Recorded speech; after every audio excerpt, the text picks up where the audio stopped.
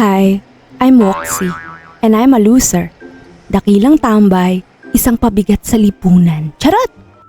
I quit my job to pursue my dream to be a K-pop star. Charot ulit. Gusto kong maging full-time content creator, pero mukhang malayo pa ako sa katotohanan. Sa ngayon, ang agenda natin ay maging healthy. Hello. Let's make overnight oats using oats. I mean, gamit tong overnight oats jar na nabili ko sa TikTok. Ito na yung naging staple na. Tara, staple! Breakfast namin ng kapatid ko ever since the world began. Charis. Hindi. Ever since nalaman kong masarap siya. At nasarapan din siya. So, gagawa tayo.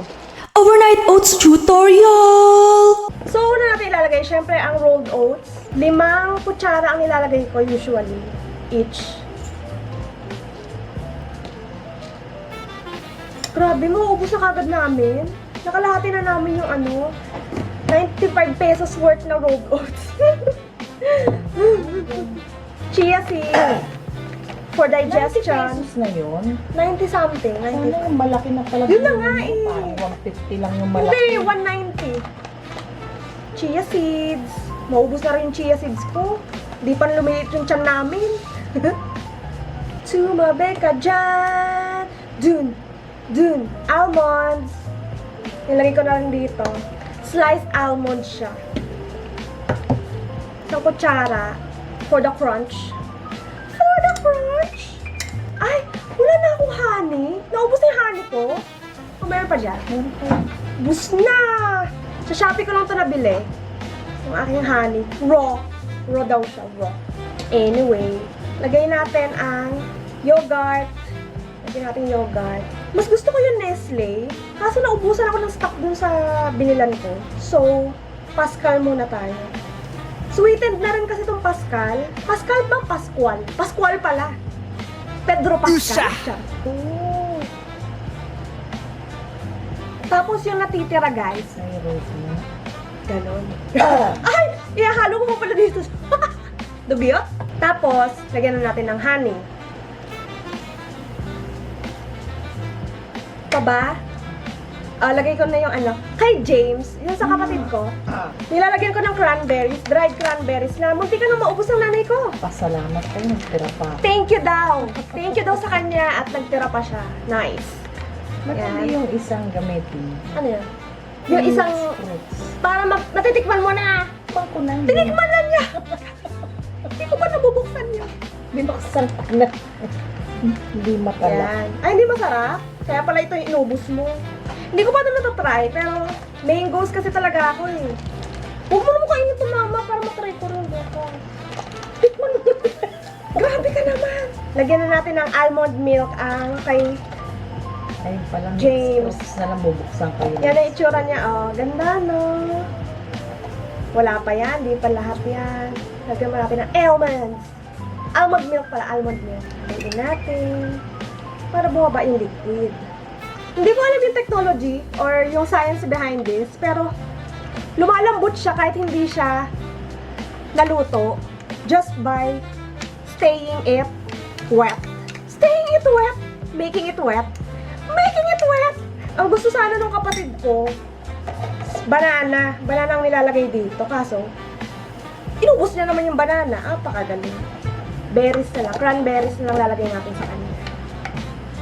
Tapos, okay na yan. Ito yung kutsara niya. Shook! Yung sa akin naman, lalagay ko, overripe mangoes. Bakit siya overripe? Kasi, last week ko pa ito binili. Ngayon ko siya gagamitin. Kala ko sa pancake ko lang magugustuhan ng mangoes. Pagdating sa mga gantong breakfast Emily. But no, I love it. Sa oats. Hindi ko pa natutry yung sa banana.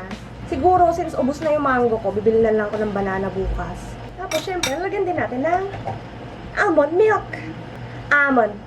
Ay! Napuno na siya! Ito na yung kapatid ko. Hi, Joymes! I'm making overnight oats. Yay!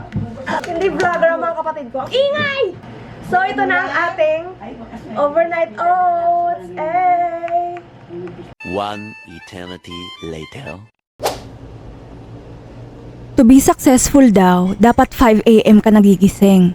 Well, past 8 a.m. na ako nagising, so you do the math. Hehe.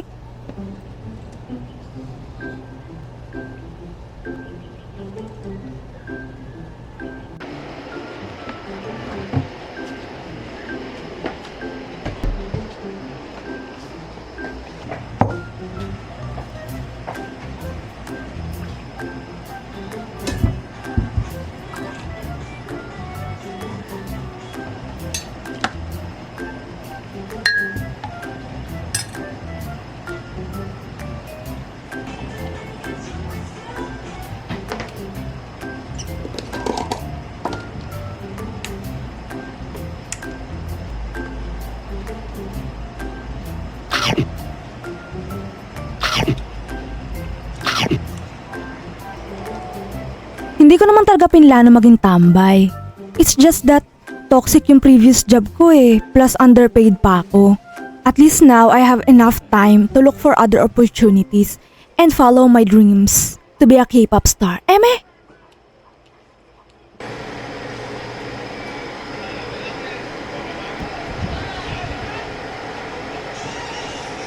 After kumain, I like planning my things to do na hindi ko naman nagagawa lahat. Ang main agenda lang natin today ay mag-shoot ng TikTok affiliate videos. Nagbabatch content ako para kung sakaling tamarin ako, kinabukasan, may mapopost pa rin ako.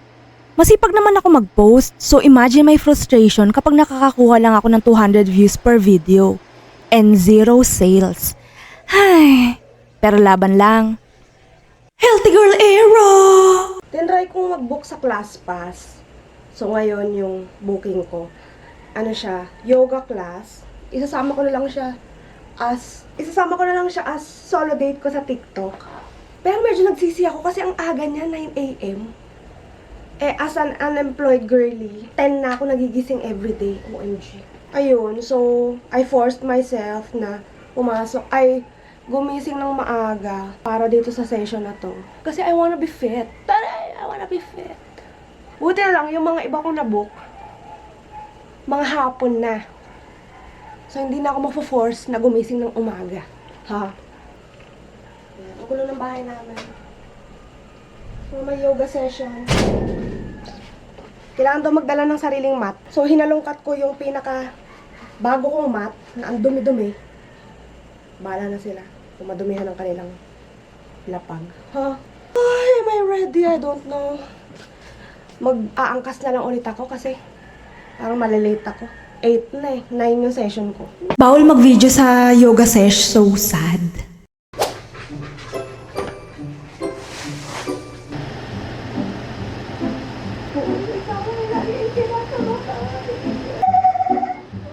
I'll be using first base ng Colorado Cosmetics. Swap! Swap! Swap! Swap! I look like shit, but I'm still cute. Ang agenda natin for today ay magpapagupit ako. Kasi, I'm so bored sa aking hair. This is so boring. Ang laki ng noo ko, magpapabangs ako. Then, 5 p.m. may get together kami ng mga ex-co-workers ko dahil may nag-resign na naman. So yeah, unti-unti na kaming nauubos. Tapos kailangan kong mag-shoot ng videos for these products, free samples sa TikTok. Wala pa rin kaming internet. Sky, hello? Are you there? Ang dami kong kailangang i-vlog at i-edit. Pero wala akong nasisimulan dahil tinatamad ako. New haircut! Wala ka.